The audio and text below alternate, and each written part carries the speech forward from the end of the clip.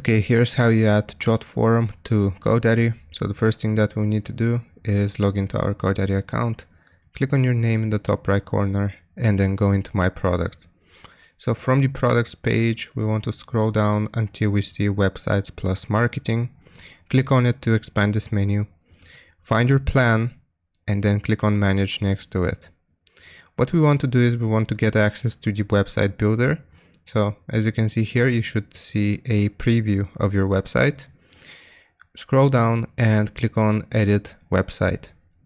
So once we have accessed the GoDaddy website builder, now I'm just going to go over to Jotform and I will create a sample form. So I'm going to click on Create Form and then I'll use a template for a form here. Just as an example, let's do a new customer registration form.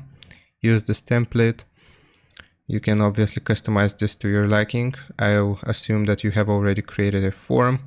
So once your form is complete, you want to go to the Publish section. And then here from the left-hand side, we will select Embed. You will get this piece of code and just click on Copy Code. Now we will go back into GoDaddy.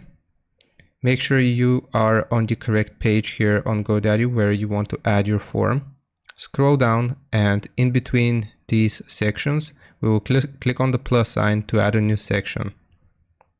So from here, we will search for code and you will see this option, embed custom code on the page. Click on add and it's going to add a custom code field and just paste the code which we copied from Jotform right here. So we're going to right click and paste.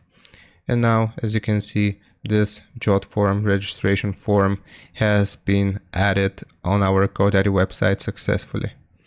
I hope this helps. Leave a like and sub, and I'll see you next time.